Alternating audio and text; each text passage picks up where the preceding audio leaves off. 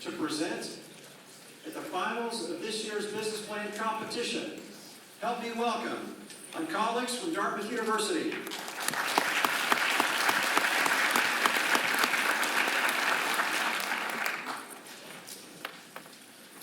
Good afternoon. My name is Riley Ennis. I'm from Dartmouth and co-founder and COO of Oncolinx. I'm Pierce Ogden. I'm a PhD student at Harvard Medical School working in George Church's lab on protein engineering and therapeutics, and I'm a research associate at Oncolinx. So 45 years ago, Richard Nixon declared war on cancer. Here we are 45 years later, and what do we have to show for that? We have 200,000 more deaths annually since 1975, and if we keep going at this rate, it's estimated that 1 in 2 men and 1 in 3 women will have cancer in their lifetime. We federally spend $5 billion annually researching this terrible disease, and countless billions in pharma. And still, 90% of people who get cancer are receiving chemotherapy as a first-in-line treatment. And chemotherapy is incredibly toxic, has horrible side effects, and is often ineffective. To demonstrate that, I want to show you this. Chemotherapy doesn't discriminate between healthy cells and cancer cells. You see the molecules get in everywhere, and they can be incredibly potent, but they're potent against those healthy cells as well, which is why we see those horrible side effects that we're all so familiar with. Now, at Oncolinx, we're passionate about changing this first-in-line treatment. And so what we've done here is we've taken an antibody. This is a natural player in the immune system. It targets specific pathogens for degradation, but it's not very potent in its response. And we've taken our patented small molecule ozonified. Now this is not specific. By alone it can get in anywhere, but it's incredibly potent at activating the immune system and leading to cell death. And where Oncolinx has really come into play is we have optimized the chemistry to conjugate this ozonified to an antibody, making what's called an antibody-drug conjugate. Now this is very specific, using that natural function of the antibody, and also very potent, using that ozonified immune system activation. And so to demonstrate this, when you would give the therapy, the antibody-drug conjugate will be probing around your body looking for cancer. It might run into a healthy cell, but it will bounce right off because that antibody isn't going to have any protein to recognize on the healthy cell. Now when it localizes to the tumor area where those proteins are expressed, the antibody will bind the protein, be internalized into the cancer cell, releasing the ozonified, which leads to cell death. So we have a pan-cancer platform here as well. We can conjugate our ozonified to different antibodies, and this enables us to target different proteins expressed on different cancers and lead to the degradation of those specific cancers. So our goal here is to target the ozonified to tumors using antibodies and activate the immune system to kill specifically just those cancer cells. To demonstrate how this works a little more, ozonified internalizes into the cancer cell. The ozonified is released, and it activates this protein called calreticulin to be expressed on the surface of just that cancer cell. And this is incredibly important because what calreticulin does when it's released is it activates T cells, the effector cells of the immune system, essentially the killers, to come in and kill this cancer cell. Now this is really important, and I want to stress this because we're the only ADC payload on the market that activates the immune system like this. And our goal here is to prevent recurrence. We want to prevent those persistent cancers that are so nasty and horrible. And what happens here is the T cell is actually able to make a memory response against that cancer. So it will be able to probe throughout the rest of the body, and when it runs into a cancer that looks like that, has that specific protein pattern, it will kill it. And that will hopefully prevent recurrence. So I just want to walk you through some of the data here and why we're better than our competitors. So here we have Seattle Genetics in green and Immunogen in orange. These are two companies that have FDA-approved ADC payloads on the market. Now they're actually only able to slow growth of the cancer, around 20 to 10% of its natural growth rate. So they're not ever going to be able to eradicate these cancers, they can just slow the growth. Ozonifieds are actually able to initiate cell death across many different cancer lines. So we see here renal carcinoma, leukemia, and lung adenocarcinoma described here across multiple cell lines, but we actually have data on 60 different cancer subtypes. We're also able to retain efficacy in drug-resistant tumors. This is incredibly important because often you'll receive a first-in-line therapy, the cancer may go away for a while, but it will mutate and come back stronger and harder to treat. Now here we have a dose-response curve. On y-axis we have viability of cells, and going out on the x-axis, we have concentration of our ozonified. And we're showing you 4 different types of cancer lines here, 2 of which in red are drug resistant. And you see that the ozonified at the same concentration affects those drug resistant leukemia lines exactly the same. It kills them. We also are very stable in circulation. This is in vivo data in collaboration with one of our pharma partners, Novartis. So we are injecting into mice here. We see that the ozonified stays in the blood in circulation for over 500 hours. That was the longest time point we took, as we didn't expect it really to last that long, to be honest. And in comparison to one of our competitors, Pfizer's ADC, this is a FDA-approved ADC, antibody-drug conjugate, they have a half-life of only 30 hours. So we're able to stay around, persist, hunt down those tumor cells, and also minimize side effects because our drug isn't going to be popping off in the blood and potentially hurting surrounding healthy cells. We have an incredible cost advantage here. It costs us $500 to synthesize 100 grams of the ozonified compound. One of our competitors, Immunogen, with that FDA-approved ADC, cost them $75,000 to synthesize 100 grams. Now, we hope to pass this cost benefit on to the patient, the healthcare system, and to our bottom line. It's also important that the synthesis is incredibly simple. It has a high yield, the timeline is short, and our conjugation to the antibody, the efficiency there is incredibly high because of our optimizations. So this is great for our partners that we work with in developing this for many different cancers. I just want to give you a quick competitor comparison and summary here. We have the highest potency comparison to Allogeneics and Immunogen. We're effective across multiple types of cancers with that conjugation to different antibodies. And what's really important here is we activate the immune system through that pathway I showed. So this is like none of the other ADC payloads on the market, and it's what really differentiates us. We're incredibly stable in circulation, leading us to be able to hunt down those tumors and have minimal side effects. We're also effective against drug-resistant tumors, and we have an incredibly low cost of synthesis we can pass on to the patients, our partners, and our bottom line. We've patented and developed the ozonified in conjunction with the National Cancer Institute. We have an exclusive license to the ozonified technology, but what Oncolinx brought to the table was the linker chemistry and the conjugation. How do you get this ozonified onto the antibody? How do you allow for it to be released inside of the tumor cells? These are the chemistries that we worked on and innovated under a cooperative research and development agreement with the National Cancer Institute. The ozonified patent itself was issued in 2011, it's still pending in the EU, but we filed new intellectual property on these conjugation chemistries that we have integrated into Oncolinx. So not only do we have the ozonified patent, but we have additional patents on the conjugation chemistry. Once we had a patent and data, we needed to understand how do we get this to patients. And the first step for us was thinking about a virtual biotech model.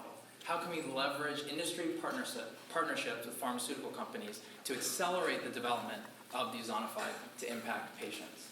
And the way we've done this is we've partnered through paid partnerships with 14 different pharmaceutical companies across cancer indications. This will maximize the chance of success that one of those drugs will be successful in later stage clinical testing and will allow for Oncolinx to generate significant data on our technology. So we have 14 paid partnerships, and what that looks like is we have a right to test fee, a premium for creating the ozonified, for building the antibody drug conjugate, and then for the company to utilize the ozonified in their mouse models. So once they pay us the upfront, then we move to later stage preclinical testing in mice. They generate a data package, and they can share this data package with us so we can use it with other companies. And at that point, if they want to move after 6 months to a year into clinical trials, they would pay Oncolinx a $5 million upfront to move into clinical testing. These are our current 14 paid partners, and the agreements are really focused on the intellectual property is still owned by Oncolinx. These are shared data, so we get that data package at the end that we can share with additional partners. And they last 6 months to a year before the company has to make a decision. And we've booked $87K in partnerships last year, and this year we're looking at $500K. We have a partnership with Lonza, looking into the future for clinical trials. We need to manufacture good manufacturing product material, GMP material for the FDA. And Lonza is the leader in contract manufacturing, and we've negotiated with them to do the phase 1, 2, 3 rights of the manufacturing, and then for us in return, we get the GMP scale and all the processes that Lonza has already built. So having them co-marketing this and working with us really has an impact on moving this technology into the clinic. And finally, we have 11 active discussions discussing moving forward with the Ozonified, and those discussions are focused on converting not just a conversation into a paid partnership. And those companies want to see rat toxicity data, which creates a great opportunity for us to invest today in those studies and get additional partnerships. These are some examples of the companies we're working with. You can see it covers the whole spectrum of solid and blood cancers. And we have 14 additional partners. But these companies have the expertise, and a small company like Oncolinx can leverage their mouse models and their resources to accelerate the development of the Ozonified. Our timeline for these partnerships, we started pitching 2015, 2016, closed a couple, and now we're at 14 paid partnerships. And we sat down with their scientists, their business development, showed them the data, and they got excited about this immune activation. Our first deal was with Stemcentrx.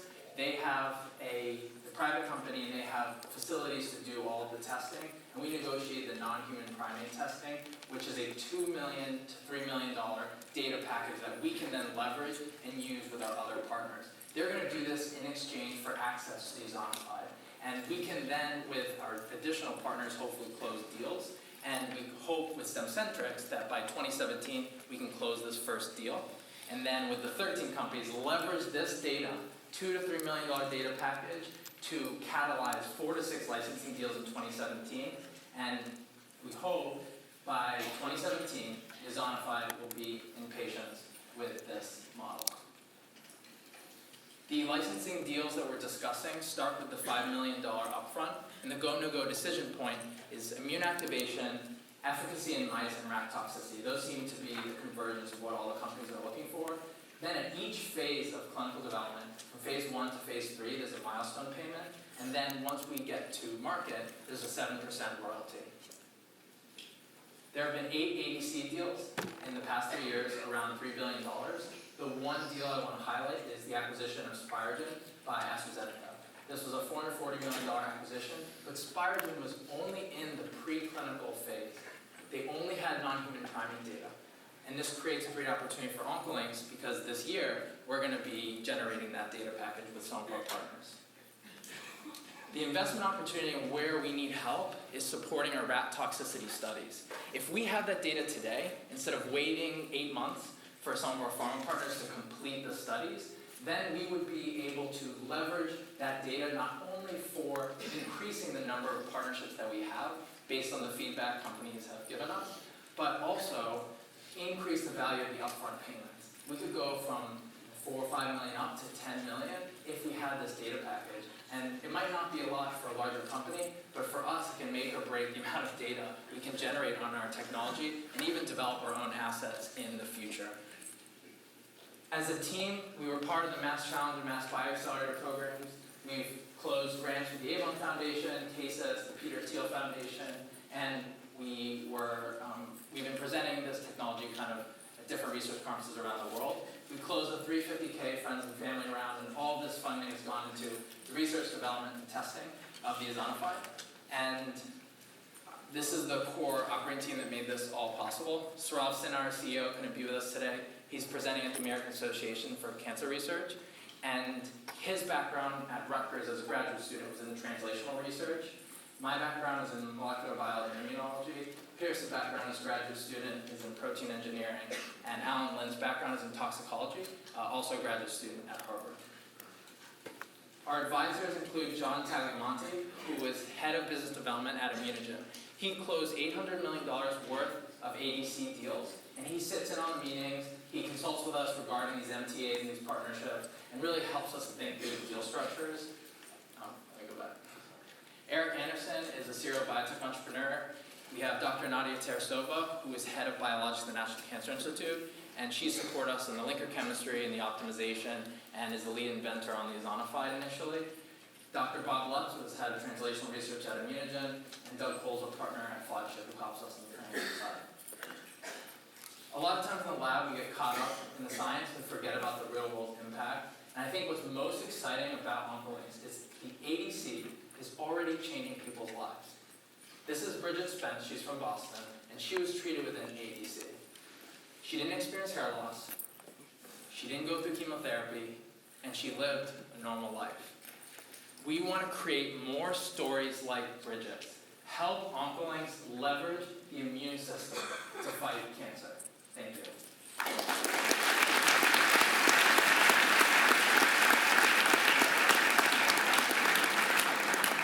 All right, I see one up there. Who else? All right, you're going to Robert over here and then over there. I couldn't tell from your data, is this a disease-modifying therapy? A disease-modifying therapy? Yeah. So we're just killing the disease and acting the immune system against it, not modifying the tumor cells themselves. But at the end of the day, they're cured. After they go through the therapy, they're cured. There are immunotherapies that have cured patients, and we think that that's the best way to lead to a cure. It's up here. Okay. In the center of the top. Yeah. Yeah. So, I mean, the business model is clear why you're going for this paid partnerships and licensing model, because obviously you don't have the IP for the antibody. Question would be, how these 14 paid partnerships, do they already include 7% royalties on net sales, or is that just at the moment a one-time payment and you're aiming for royalties on net sales in your next deals? Because there's a big difference. Right. The terms have been set to go into negotiations right after the end of the initial pilot, so it's kind of phased into, but it's negotiations. That number is not set. Right, so down here, front row, Nancy. In terms of the antibody specificity, you have not disclosed. I assume you're using the partner's antibody for the conjugation. Yes. And some of these antibodies has activity against different cancers. So your deal is going to depend on antibody specificity or cancer specificity. It depends. Most of it. Could you repeat the question? You sound hold it close. Yeah. So the other question I have is for solid tumors.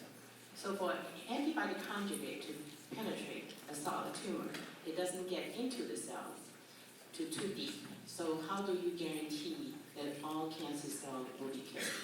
So the imaging that's been done, because the zonified fluorescence, you can see localization, and there are also studies with other fluorescent payloads for penetration of the tumors. In many of the solid cancers, if you have a half-life over 250, 300 hours, you do get that penetration. But unfortunately, a lot of the ADCs are unstable, so they break down before you can maximize that chance of penetration. So you believe because it's the stability that you actually will get into all the cancer cells? Yes. Next question, does it pass the blood-brain barrier? Well, there is instances now of new therapies people are working on and technologies to actually get antibodies into the blood-brain barrier. We would have to collaborate with one of those technologies like ultrasound, things that can permeabilize the blood-brain barrier. But by itself right now, it does not actually want to be like a first-in-line treatment. That's the blood-brain barrier. And then in the Last activation, the activation of T cells usually controlled by myeloid and the suppressive cells on top of it. And so do you actually can remove those suppressor cells? Because if they are there, the activation of the T cells may not actually deliver the activity you need. So all we know with the immunogenic cell, that process, is the immunosuppressive barrier, interleukin 10, et cetera, decrease. So we can corroborate that in a patient, we would see something similar with immunosuppressive decreases, which allows the T cells. Also, these T cells are naive, so they haven't gone through the energy process, so they still should be functional. But it needs to be tested empirically. All right. And then the last question is, Just one last. in the immune system with the cancers, that in the future, do you see memory cells generate? So for metastatic. That is the goal here. We need to empirically test that. We believe that is a strong possibility. All right, up top, how does the technology compare to some other technologies like modifying viruses to kill cancer cells and some other advances that we made? Just kind of give us a comparison to where it's blazed in the landscape of innovative cancer treatments. Thank you. There was a study looking in super responders or patients who have been cured by rare incidences of chemotherapy, and they took those tumors and they looked at the signature of which protein, what was different about those cancers, why did these patients be cured by chemotherapy, and they found a high concentration of calreticulin, which is a protein that we're stimulating more of to go to the surface. And what we believe is in that study they showed an increase in survival by 4 years. And if we can increase that concentration of this calreticulin, we think compared to viruses or other therapies, we can achieve that 4-year threshold in many cancers. So until we have that data, but that's kind of our line of sight into the clinic, that we can increase survival by many years. Also, it's a balance of being toxic and being effective. A lot of these immunotherapies can be very toxic, even if they are in cases very effective. So we believe we're at that good balance point of toxicity to cancer and non-toxicity against healthy cells. Yeah. Tim? So if I understand, what you're bringing to market is a small molecule ozonified, which was first developed by Dr. Nadja. And can you talk about the history of that? How long has that been being developed? And the ownership of that through where you have it now? Yes. The drug was first screened and has been screened 15, 16 years ago. And in the past, I would say 8 to 10 years, was identified as a chemotherapy that could have clinical activity. It moved into later stage preclinical testing but failed because the naked payload is not specific and was very toxic. And at that point, the technology was filed as a patent. This was around 2011 and sat at the National Cancer Institute. And we approached them to look at whether we could conjugate this DNA targeting agent to the antibody, and that's where we came in. Once we showed them and convinced the NCI that a team could do the conjugation, we could build partnerships, we could move this forward. That's when we got the exclusive license and started patenting how to do the conjugation with them. So we have new patents on the whole conjugation. Conjugation with Conjugation. With it, yeah.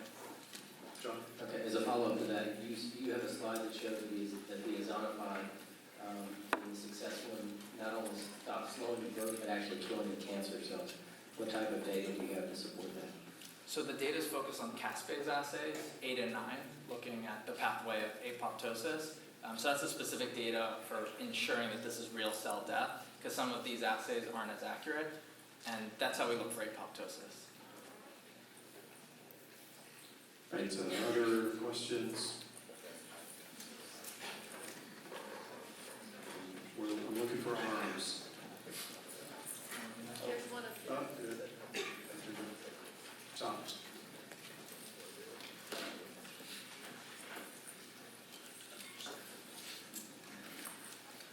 We haven't got a clear idea about your commercial model and when you might develop some of your own drugs, take to market, and of course you're comparing yourselves to companies that have already got drugs in the clinic, so that's a big difference. My question is, do you have an idea of the sort of revenue stream and the time frame that you will generate from your partnerships and when you might have your own product? We are actively looking at new targets that Oncolinx could wholly own, and these are through 6 different academic partnerships, looking at mostly orphan designations and pediatric indications where smaller patient population, something a startup really could invest in and wouldn't necessarily be competing with the pharma pipeline. So we're making sure that our deals that we close won't overlap with those internal efforts. But in terms of the timeline, it really depends on how large the upfront payments are and our ability and when we raise capital to fund the phase 1 testing, which can be pretty expensive. And I think if we can close 4 to 5 of the licensing deals, then we can reinvest in one of those earlier stage assets. Yeah, question over here. Yeah, Brian. So you mentioned that there was $87,000 of revenue in 15, $500,000 this year. Is that closed? And can you tell us about if any of that 87 is that into new? Did that roll into the 500 as far as an existing customer? Just provide us some details on the revenue, please. Sure. It did not roll over into the next year, And the premiums paid are a subset of that. A lot of the resources go into synthesis, manufacturing of the antibody, all the conjugation procedures. So there's a piece of it that kind of comes back as pure revenue. But that's the amount of funding that we're getting from the companies directly to perform the research. And how does that range? Is that 5,000 here, is it 25,000 there? Just provide us some information. We've had 25 to 50 that we can then reinvest in some of our own studies. And the reason we're raising is because that's not enough for us to do the rep toxicity that we need. And this opportunity kind of allows us to do that. All right, so time's up for this team.